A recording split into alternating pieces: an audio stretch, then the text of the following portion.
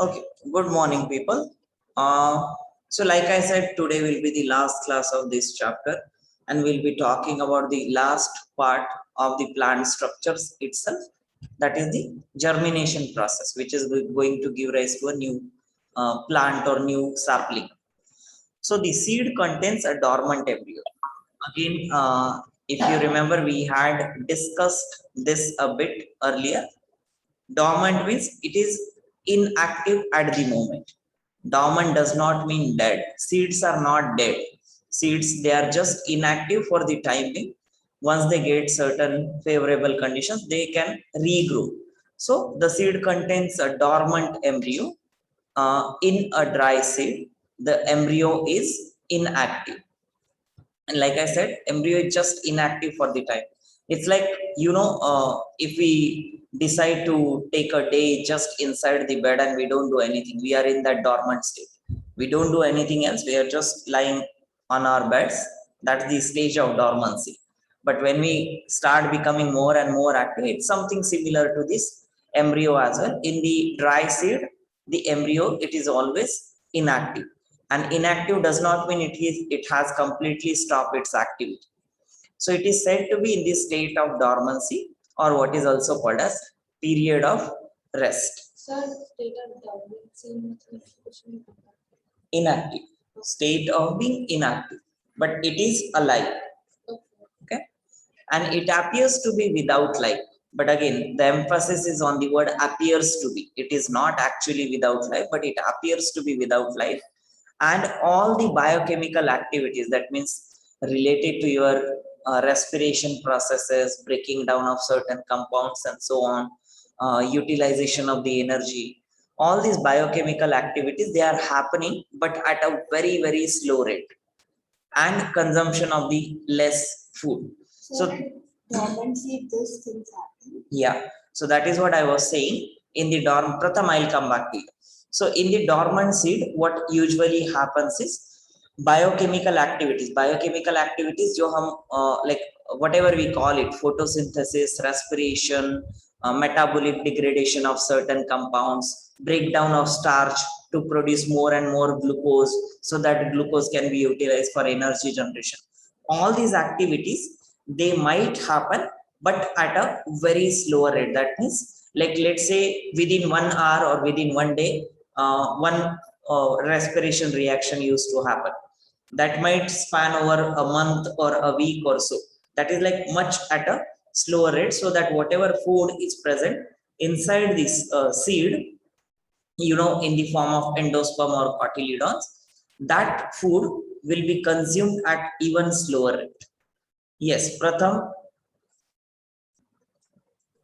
Yeah, sir. So it's sort of like when we sleep, right? Kind of, yes.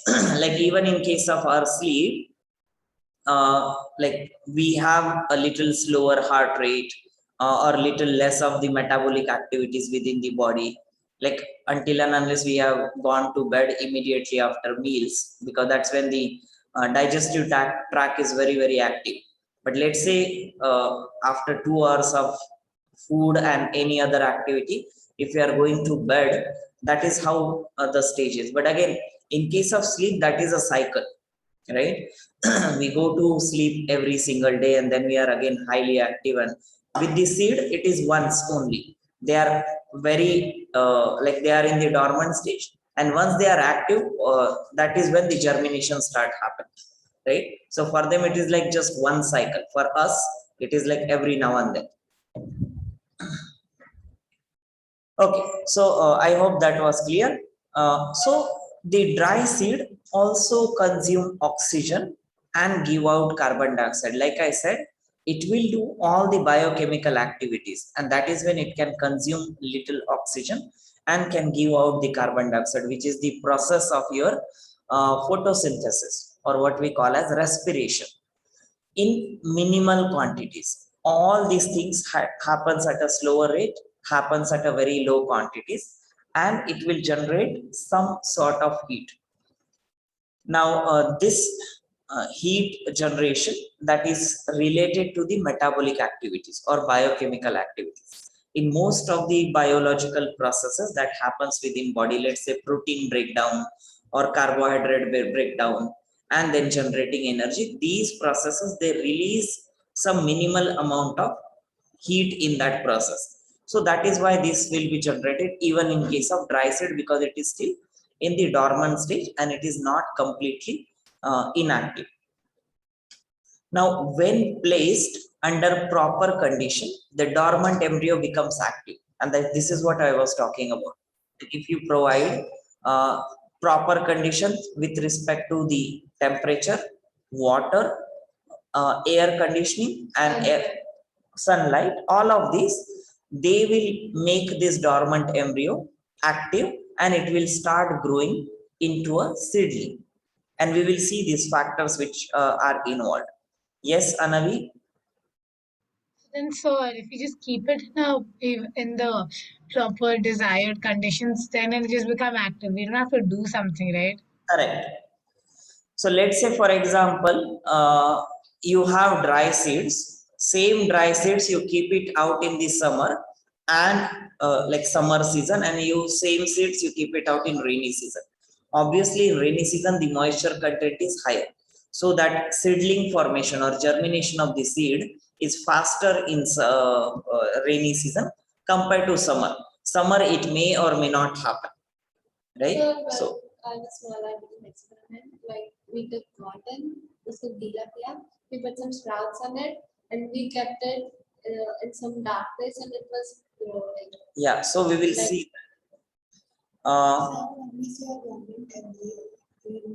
Louder. When we say a dormant embryo, we mean dormant seed.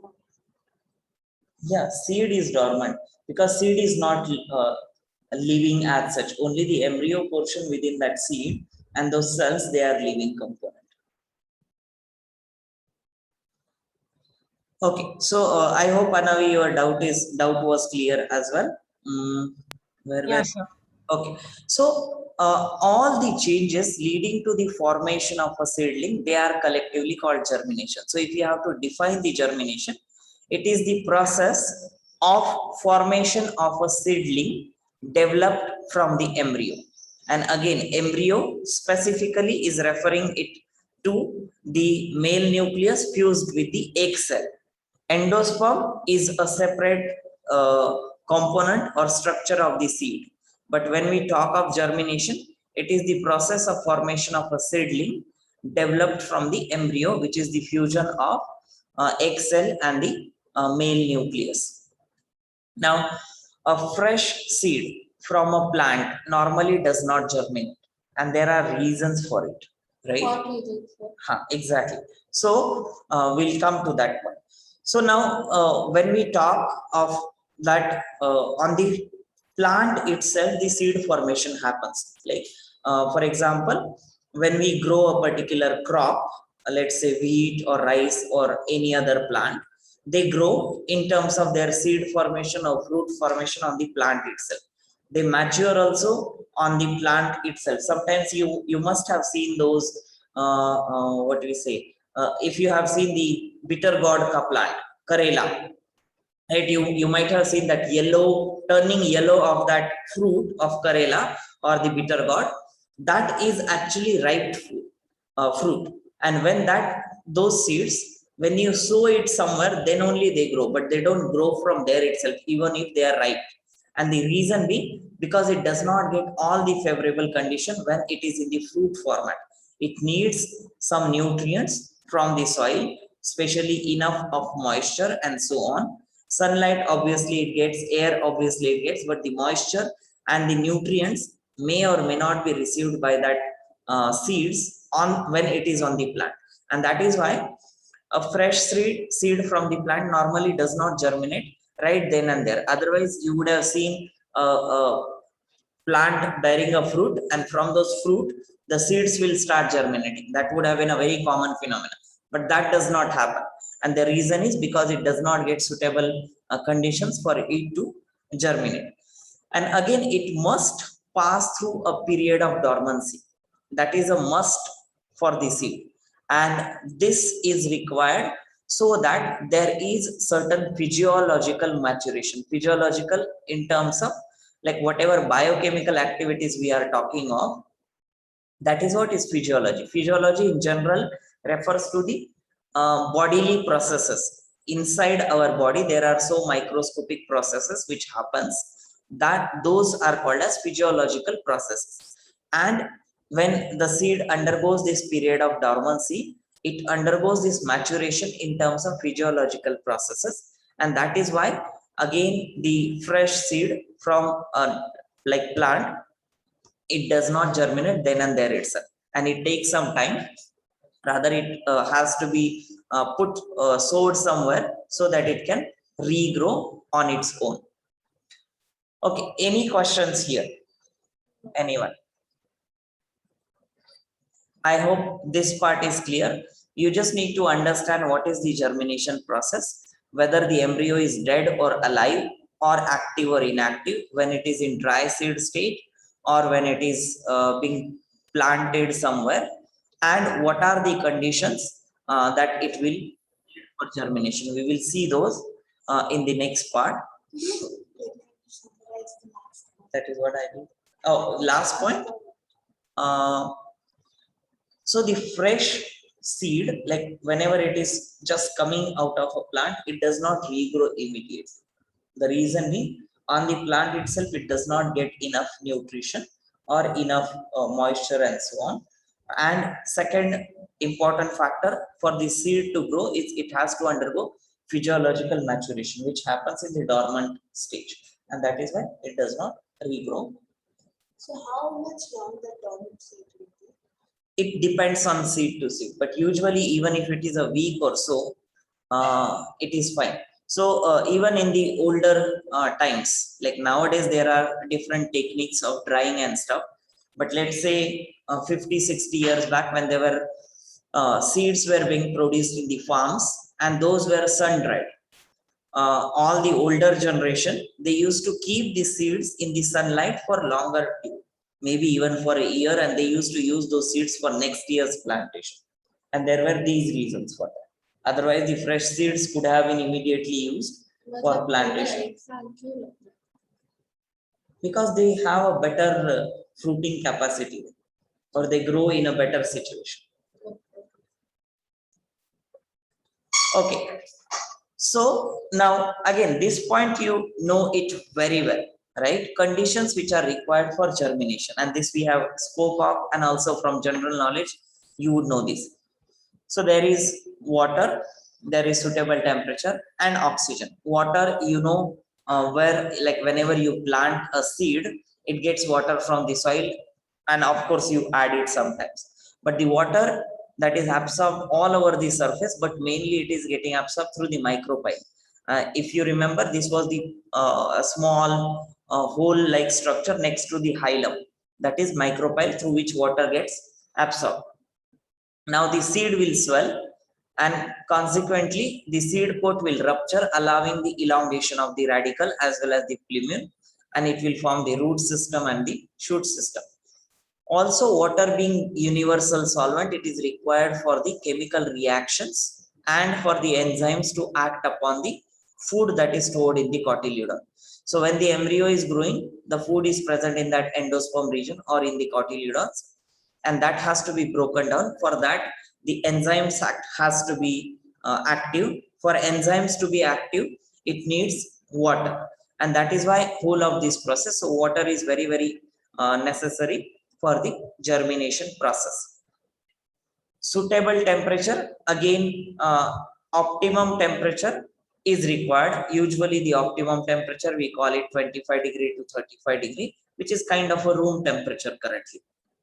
And that is when probably if you take or if you try to grow apple trees in the tropical region, like it grows very nicely in the Kashmir like region, but if you try to bring it and grow it in the southern region, it does not grow well. Or similarly, the crops from the southern part, which is relatively hotter, if you take it to the northern part, they may not grow that well. So that is like So because like, yes, so then every seed has like their own suitable temperature, right? We can't generalize. yes. We can't generalize, but on an average, we know the room temperature or the environmental temperature. That is what is the optimum temperature for most of the seeds. There are exceptions, but most of the seeds, they will grow around 28 to 30 degree, which is kind of average temperature. Yeah, so then if suppose like if so different seeds they need different temperatures, right? So then do their features change with the type of temperature they require? Correct. So in some cases, what happens is, like, let's say, for example, the plants which grow at lower temperature, their demand for water or their demand of nutrition or the physiological processes can happen differently compared to those which grow at higher temperature. Like for example, cactus can easily grow because it has sustained the condition of surviving with less amount of water.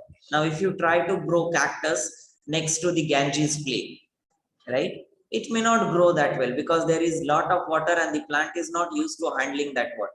That is one condition. Similarly, with respect to temperature also, these are the similar situations which like occur. The plant may not be able to sustain those either low temperature or high temperature depending on where are we shifting them. That and usually a very low temperature inhibits the growth of the embryo and a very high temperature destroys its delicate tissue. And that is what depends on the adaptation of the plant, how that plant has adapted to those either low or high temperature, and then that's when they grow in those specific conditions. But otherwise, there is this optimum temperature which is required, and you can we will see this in one of the experiment later. Then oxygen, which is another parameter required for germination. And obviously, during germination, there is a rapid cell division. So obviously, there is need of energy, and this energy is usually provided by the process of respiration, which is called oxidation of the food. One point I must mention here, this respiration which happens in plant and the respiration, the general concept of respiration in our head, that is inhalation and exhalation, these are two drastically different processes. When we do inhalation and exhalation, we inhale oxygen, or rather we inhale air, we take the oxygen from that air, that oxygen goes to the different cells within the body, and there it undergoes cellular respiration. Cellular respiration means cells will take oxygen, it will break down glucose, it will generate energy, and it will release carbon dioxide. This process is cellular respiration. Normal inhalation and exhalation, that is lungs respiration, right? So cellular respiration happens in case of plants as well. So whenever a plant gets oxygen, it will cause breaking down of those glucose, and which is the oxidation of the food. It will generate energy, and that energy can be utilized for processes like cell growth or cell division. So that is what is talking of the respiration process in the plant, and which is one of the condition that is the presence of oxygen is necessary for the germination process. Any question here again in any of these points? Okay, so now there are small experiments which we'll see. These are relatively very simpler ones. I guess I did not start the recording, did I? You did. Okay, yeah. So first experiment, that is the experiments on germination, which proves that water is necessary for germination. A very simpler experiment. I'm not going to read out this. I will only explain with the help of diagram so that we are short and to the point. So we take two beakers, we put cotton wool. In one, we make the cotton wool wet, the other one we keep it dry, and we keep it in sunlight. So the obviously air is the seeds are getting air, moisture, sunlight, obviously all of these factors. Nutrition is already there within the seed, and thus if we observe which seeds will grow first, or which seeds will germinate first, will obviously the one with the wet cotton wool. The reason being, enough moisture is being provided to them for these seeds to grow. And the one in the dry cotton wool, they will not germinate faster. If at all the environmental moisture is enough, these will germinate. If not, they will not germinate at all. It's simple fact. Yes. Not always. What do you do when you put pulses for sprouting? Lentils, right? You just put it in water, they start sprouting, right? Because nutrition, soil is required for nutrition. Seed already has a nutrition. When it becomes a plant, it needs more and more nutrition, and that is not sufficient from the seed. And that is why it needs to be in the soil. So you try to do this experiment just randomly. Take some seeds and you let them sprout and you keep it in water. They will die after a while because they don't get enough nutrition as and when they keep growing. Where do we get seeds from? Dining hall. Or you can just like take any seeds from these wild things. So that is first experiment which proves that water is necessary. Second experiment which proves that oxygen is necessary is in this setup here. No, I missed one. Sorry. We will see first. Second one, that temperature, suitable temperature is required for the germination process. Again, same set of experiment. You take a wet cotton wool, you put some seeds on it, and in one of the case, you put that beaker in the ice cubes so that the temperature is reduced, and you keep the other one at the room temperature. And obviously, the one which is at room temperature will have germinated seeds, and the one which is at colder temperature may not germinate at all. And this proves that suitable temperature is required for the germination process. I hope you all are following this. These are very, very simpler experiments. You can try them at home. You can take randomly some seeds and just try these experiments. I'm sure all these things are very easily available at home. This kind of depends on the seeds also, right? Yes, but most of the seed, they do germinate at room temperature and they don't at the colder temperature. Like it is said, at the colder temperature, the embryo is completely inactive. Metabolic processes, they are very, very slow. So if we keep them long enough in the ice cube box, then they will germinate. That means in the ice cube itself, yeah, it will. If you maintain the temperature of being cold, it will it will not germinate. But if the temperature is fluctuating, let's say the ice melts and then it becomes room temperature, it will still get the favorable condition to germinate. And even that one boost is good enough for a seed to germinate. Okay, so that was this. So first one we saw of water is required for germination. Second, we saw that temperature, suitable temperature is required for germination. Now third, we will see that is oxygen is necessary for the germination process. This is a little different process in terms of experimental setup. So what you do is you take a conical flask, you put cotton wool again, make it moist, and you add seeds to it.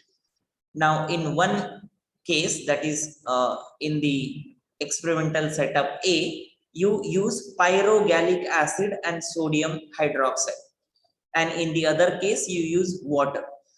Now why do we have to use it when we have to check for oxygen? So what pyrogallic acid does, it reacts with oxygen and it will absorb all the oxygen. And you see this conical flask is corked, that means it is sealed. So the environmental oxygen cannot enter this, and whatever oxygen is present inside the flask is already absorbed by this pyrogallic acid, which is basic in nature, that is NaOH solution. So just to show you pyrogallic acid, you might wonder what that is. So it is kind of benzene ring with three hydroxy group. Where is it? Here it is. Yeah, so this is the structure of pyrogallic acid, right? It's a simple benzene ring with 3 hydroxyl group adjacent to each other, right? So that is what is pyrogallic acid, and this has high reactivity towards oxygen. and it will absorb all the oxygen from this inside of the conical flask, and it will obviously not, then the oxygen will not be available for germination of seed, while in the other case it is simple water. So whatever oxygen is present inside the conical flask will still be sufficient for the seeds to germinate, and you will see the seeds will be sprouting or they will be germinating. So this is the experiment which proves that oxygen is necessary for germination of the seed. And the special condition that you use here is pyrogallic acid with NaOH, or it can also be called as alkylated, not alkylated, basic pyrogallic acid. Basic because the pH will be too high in terms of above 7, which is towards basic side. So that is the basic pyrogallic acid. What did you want to do? What is this? Cotton wool, which is moist. Oh, That is good enough. Okay, so this is so people, if you have any questions you can ask. I will just move on to the second experiment. This is another type of setup which is also done to prove that oxygen is required. So in this case, what you do is you take a wet cotton wool, you add seeds to it like a regular situation, and in the other case you soak the seeds in water, and on top of that you add oil, so that the oxygen from the air cannot get dissolved into the water at all, and the seeds will get only the oxygen which is dissolved in water, which may not be sufficient, and then these seeds will not germinate. Rather, the ones which are like at the regular setup, they will germinate, and this again proves that oxygen is necessary for the germination of the seeds. Any question here? Anyone? Then there is last experiment, which is called 3 bean seed experiment, and this is a kind of compilation of all the previous experiment. Like first one that we saw, water is necessary for germination. Second, suitable temperature is necessary for germination, and third one was oxygen is necessary for germination. Now 3 bean seed, yeah, but switch off that one or this one, Okay. only one. Okay, so the next one is 3 bean seed experiment. Now in this case, again I will skip this description part, I will directly come to the diagram. It is called so because it uses 3 bean seeds. What you do is you attach these bean seeds either with a thread or with sellotape or whatsoever to the slide, glass slide, which you can see in the beaker. So in such a way that one seed is inside the water, the second seed is half in water, half soaked in water, and the third one is in the air and it has no contact with the water. Simplistic logic here. The one which is completely immersed inside the sea water may not germinate because it is not getting sufficient oxygen. Secondly, the one which is at the surface of water, half in water, half in air, it is getting water, sunlight, air, everything, and that will germinate. The one which is in the air will not germinate again because it is not getting any water. So this is not getting any oxygen, that is one which is bottommost. It is not getting air. The uppermost is not getting water. So the both of them may not germinate at all. And the one which is at the surface of the water will germinate. And this is the experiment to prove that everything, oxygen, water, and suitable temperature in equal proportion, they are required. And it is not just that one component is fine and the seed will germinate. One of the drawback of this experiment is sometimes if the oxygen in the air is too much, then it may not justify this condition, that requirement of oxygen is not completely demonstrated, because sometimes the oxygen from the environment can keep dissolving in this water, and that is when you can find this seed still germinating, right? Because it is getting water, dissolved oxygen, plus suitable temperature. So this might also germinate. So sometimes this experiment may not prove that oxygen is necessary. That demonstration of oxygen may not occur with this experiment. And So- if there is enough moisture in the air, then the Yeah, then this will also germinate, right? So that these are the drawbacks of the experiment, but then still whatever has to be proven can be proven with this experimental setup. Again, any question? Anyone? Ruhani, any question? Arman? Slept off. No, sir. Okay, now the last part of this oh, how much time do we have? 39. Yeah, I guess we can try to finish it today. How many slides are there? Let me see. Otherwise, we can. No, I don't know. We can try to finish. Yeah, let's do that because it is still okay. So now the last part here is the types of germination. There are mainly two types, which is called as hypogeal and epigeal. Now we know that there is this cotyle, epicotyle and hypocotyle structure.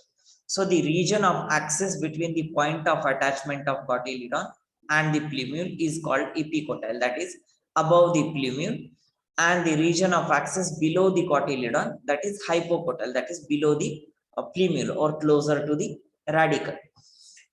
Now this both epicotyle and hypocotyle of the seed, they never elongate together during germination, and it is either epicotyle or hypocotyle that elongates. That means not both of the structure they will elongate and they will allow the generation of what we call as radicle and plumule, but either of them elongate and the other one stays as it is. Now if the epicotyle elongates, the cotyledon remains underground on and or on the ground if the seed is just on the ground, like if it is not put inside the soil, and that type of germination is called as hypogeal. Now let me show you this figure which will give you more clarity. So again, when we are going to talk of this epigeal, you can see the no, we saw of hypogeal no first. So epicotyle is elongating, hypocotyle is staying as it is. So that way the cotyledons, they stay either below the ground or on the surface of the soil itself, and then epicotyle is the only elongating. That is what is called as hypogeal. Hypo means below, geal refers to that geo means earth. So below the earth as in not below the earth, below the soil, this is what it means. So when the epicotyle structure is growing and the hypocotyle structure is still remaining with the soil, that is what is hypogeal germination. And in other case, where is it? Like again, and if the hypocotyle elongates, now again this might get confusing quite a lot, but in simplistic term, if you have to remember, you can forget what is epicotyle and hypocotyle. If the seed and the cotyledon, they remain within the soil, that is what is called as hypogeal. And if the cotyledon, they come out of the soil and they are pushed above, that is epicotyle. Ep means epigeal germination. Ep means above, again geo means above the soil surface or earth surface. So that is epigeal germination, and the example is castor and bean. And for hypogeal germination, it is the example is pea and the gram seeds.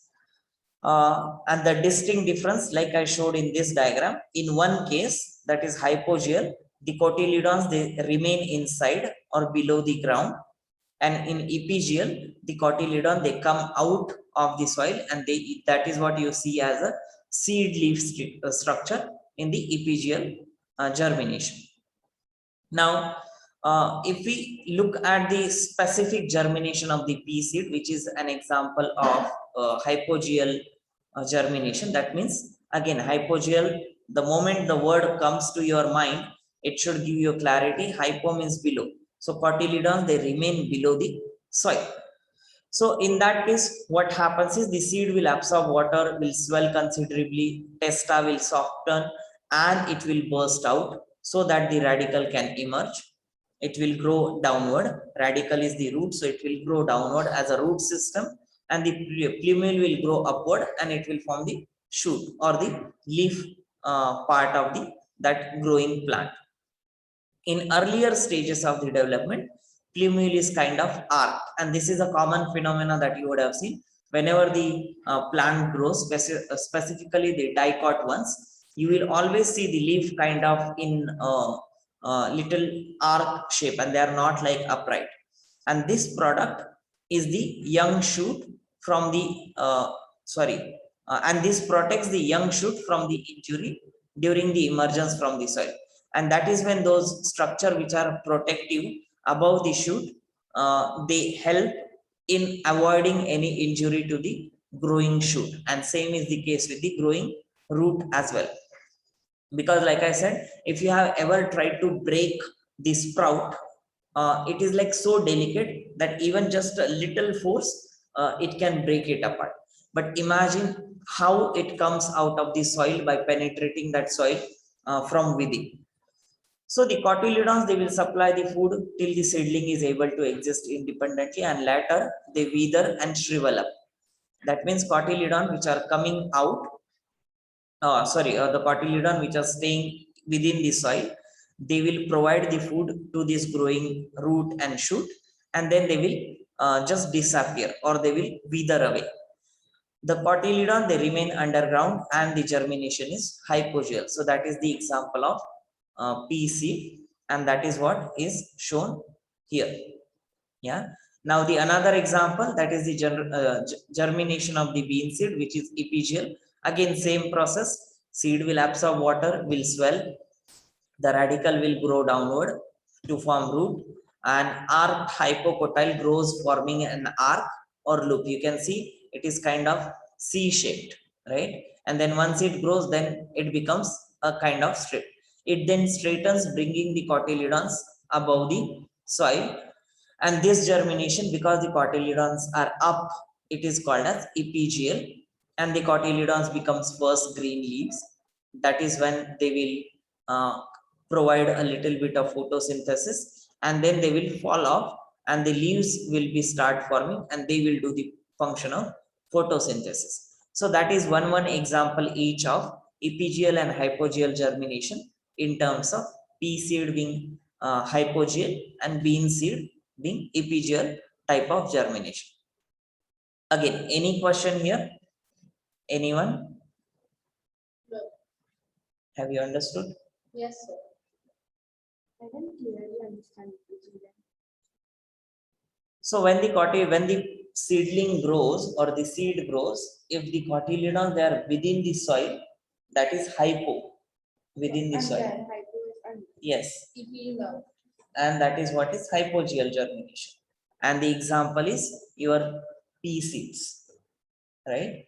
And the bean seed, they will bring the cotyledon up while they grow. That is what is epigeal. And then obviously only one structure will grow here. Here, the hypocotyle, or rather the epicotyle is growing more. Here, the hypocotyle is growing more. Right? So that way, that also differs.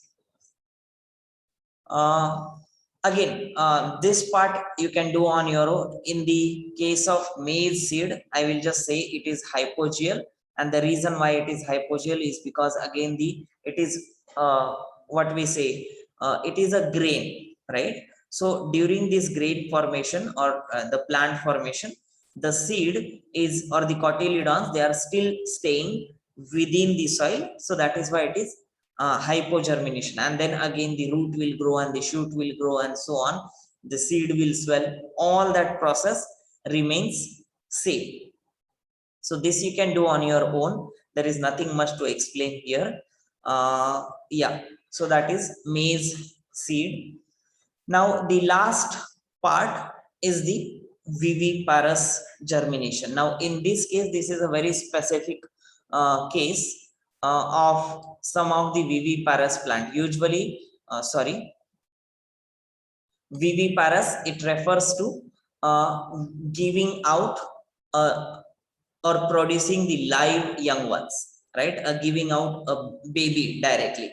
So like human, we are viviparous animal, but chicken is oviparous animal, right? That means they lay eggs. Those who lay eggs, they are oviparous.